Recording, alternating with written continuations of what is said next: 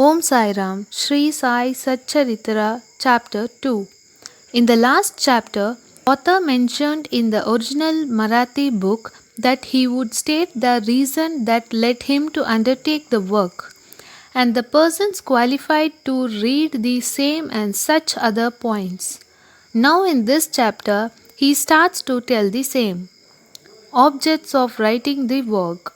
In the first chapter, I described Sai Baba's miracle of checking and destroying the epidemic of cholera by grinding wheat and throwing the flour on the outskirts of the village. I heard other miracles of Sai Baba to my great delight, and this delight burst forth into this poetic work. I also thought that the description of these grand miracle of Sai Baba would be interesting and instructive to his devotees and would remove their sins, and so I began to write the sacred life and teachings of Sai Baba.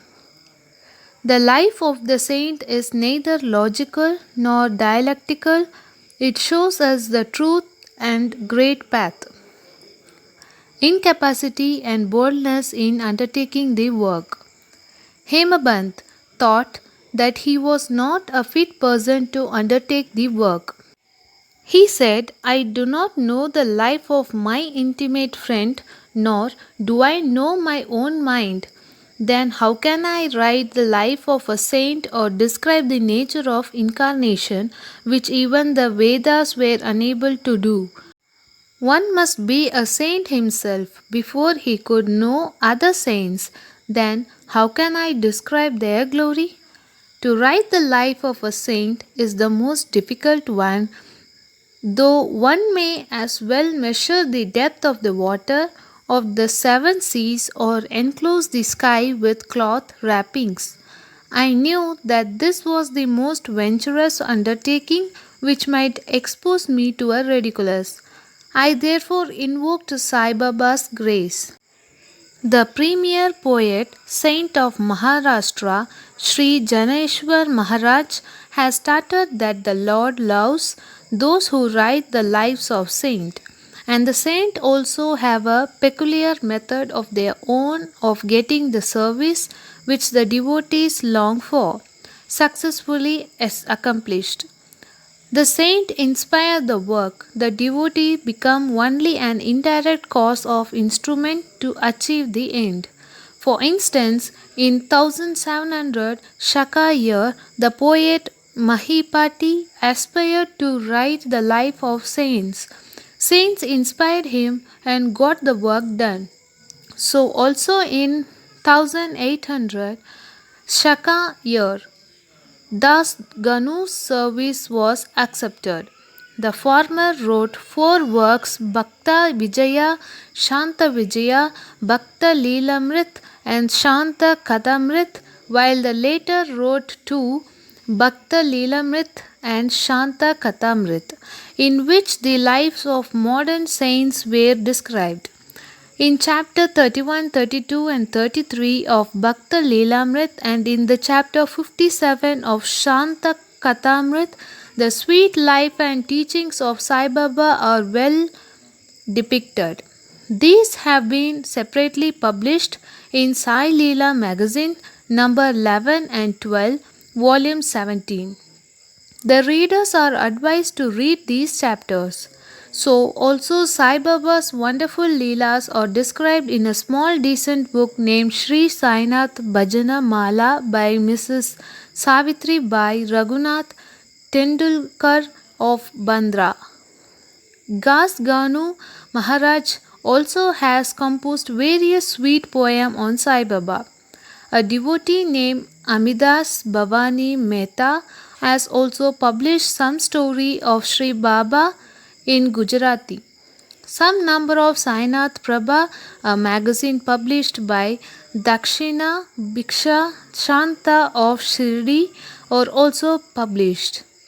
Then the question of objection comes that while so many works regarding Sai Baba are extant, why should this Satcharitra has been written and where is its necessity? The answer is plain and simple. The life of Sai Baba is as wide and deep as the infinite ocean, and all can dive deep into the same and take out precious gem that is of knowledge and bhakti and distribute them to the aspiring public. The stories, parables, and teachings of Sai Baba are very wonderful. They will give peace and happiness to the people who are afflicted with sorrows and heavily loaded with miseries of this worldly existence, and also bestow knowledge and wisdom both in the worldly in the spiritual domain.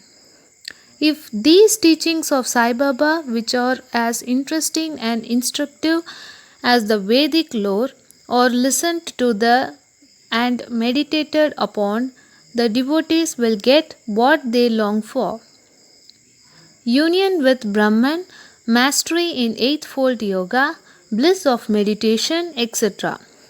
So I thought that I should call these stories together. That would be my best apsana. This collection would be most delightful to those simple souls whose eyes were not blessed with Sai Baba's darshana. So I set about collecting Sai Baba's teaching and expressions, that outcome of his boundless and natural self realization. It was Sai Baba who inspired me in this matter. In fact, I surrendered my ego at his feet and thought that my path was clear, and that he would make me quite happy here and in the next world. I could not myself ask Sai Baba to give me permission for this work, so I requested Mr. Madhavrao Deshpande alias Shama, Baba's most intimate devotee, to speak to him for me. He pleaded for my cause and said to Sai Baba, "This Anar Sahib wishes to write your biography. Don't say that you are a poor begging fakir, and this there is no necessity to write it, but if you agree and help him, he will write, or rather your feet grace will accomplish the work. Without your consent and blessing, nothing can be done successfully."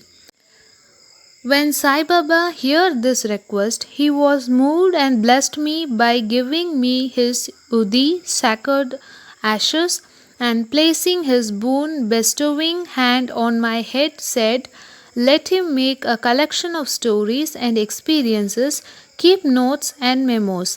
I will help him. He is only an outward instrument.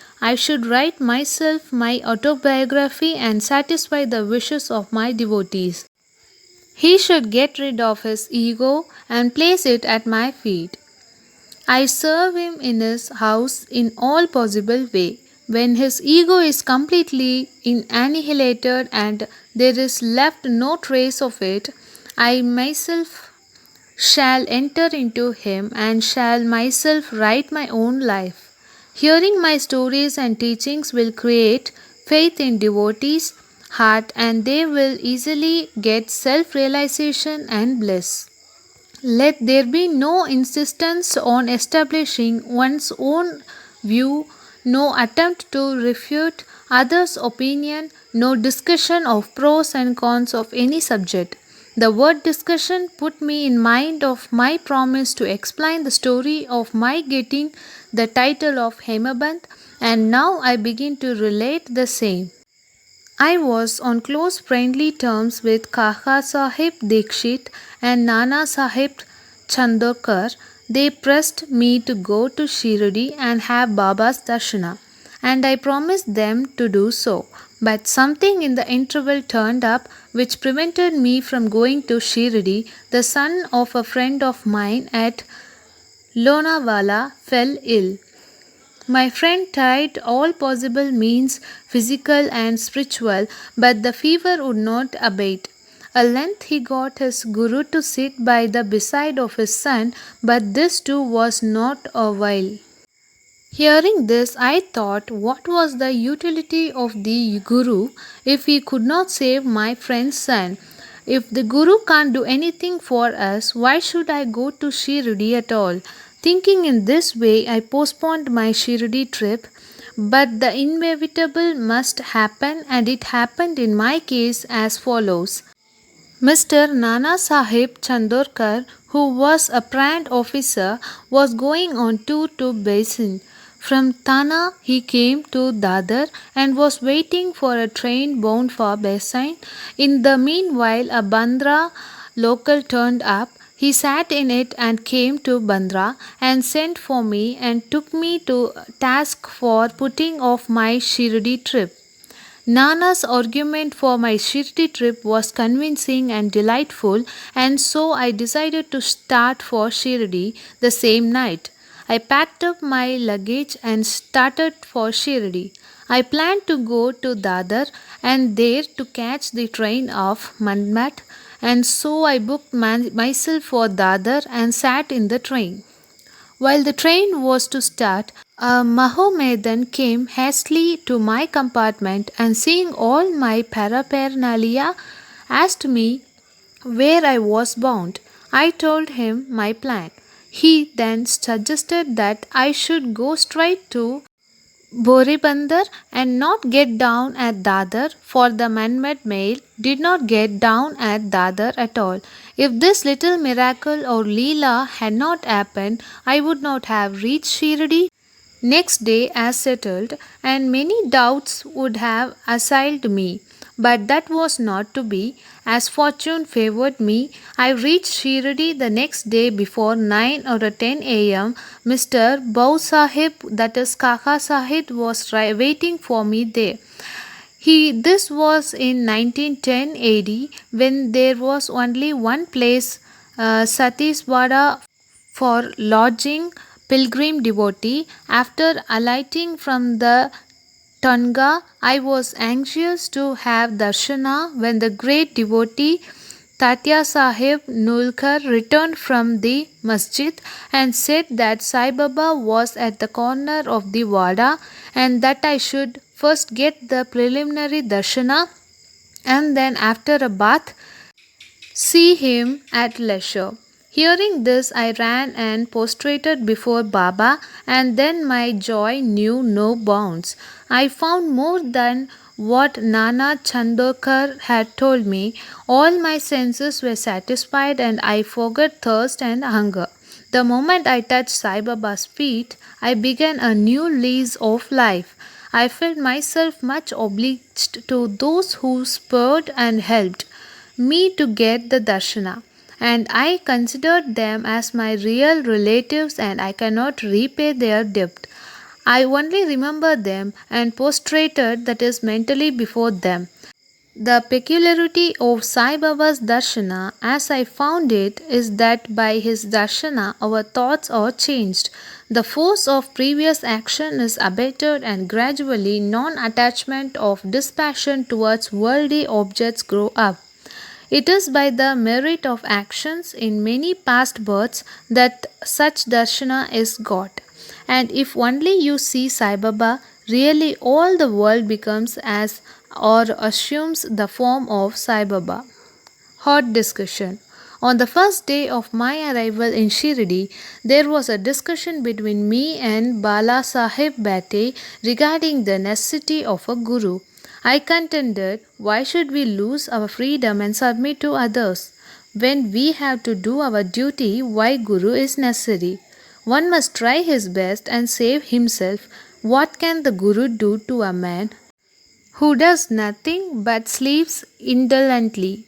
Thus I pleaded free will while Mr. Bate took up the other side with destiny and said, whatever is bound to happen must happen. Even great men have failed. Man proposes one way, but God disposes the other way. Brush aside your cleverness, pride, or egoism won't help you. This discussion, with all its pro and con, went for 1 hour and so. And as usual, no discussion was arrived at. We had to stop the discussion ultimately as we were exhausted. The net result of this was that I lost my peace of mind and found that unless there is strong body consciousness and egoism, there would be no discussion. In other words, it is egoism which breeds discussion.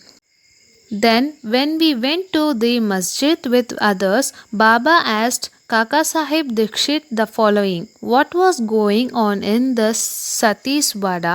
What was the discussion about? And starting at me, Baba further added, what did this Hemaband say? Hearing these words, I was much surprised. The masjid was at a considerable distance from Satiswada, where I was staying and where the discussion was going on. How could Baba know our discussion unless he be omniscient and inner ruler of us all? Significant and prophetic title. I began to think why Sai Baba should call me by the name Hemabant. This word is a corrupt form of Hemadribant. This Hemadribant was a well-known minister of the kings Mahadev and Ramadev of Devgiri of the Yadav dynasty. He was very learned, good natured, and the author of good works such as Chaturvarga Chintamani, dealing with a spiritual subject, and Raj Prasarti. He invented and started new method of accounts and was the originator of the Modi, that is Marathi shorthand script. But I was quite the opposite and ignoramus and have dull mediocre intellect. So I could not understand why the name or title was conferred upon me. But thinking seriously upon it, I thought that the title was a dart to destroy my ego so that I should always remain meek and humble. It was also a compliment paid to me for the cleverness in the discussion. Looking to the further history, we think that Baba's word calling Mr. Dabulkar by the name Hemabant was significant and prophetic, as we find that he looked after the management of Sai Sasnan very intelligently, kept nicely all the accounts, and was also the author of such a good work, Sai Satcharitra, which deals with such important and spiritual subject as Janana Bhakti and dispassion, self-surrender and self-realization, about the necessity of a guru. Hemaband has left no notes, no memo about what Sai Baba said regarding this subject, but Kaka Sahib Dikshit has published his notes regarding this matter. Next day after Hemaband's meeting with Sai Baba, Kaka Sahib went to Baba and asked whether he should leave Shirdi. Baba said yes. Then someone asked Baba where to go. Baba said, high up. Then the man said, how is the way? Baba said, there are many ways leading there. There is one way also from here, that is Shirdi. The way is difficult. There are tiger, wolf in the jungle on the way. I, Kaka Sahib, asked, but Baba, what if we take a guide with us? Baba answered, then there is no difficulty. The guide will take you straight to your destination, avoiding wolf, tiger, and ditches, etc. on the way. If there be no guide, there is the danger of your being lost in the jungle or falling into ditches. Mr. Dabulkar was present on this occasion, and he thought that this was the answer Baba gave to the question whether Guru was a necessity.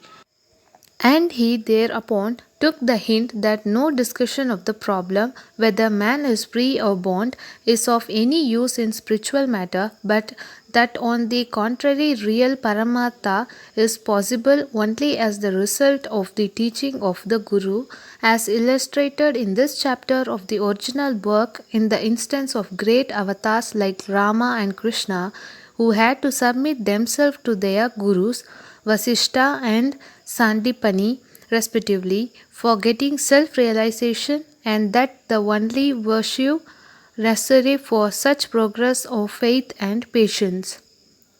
Bow to Sri Sai, peace to be all. Om Shri Sai Ram.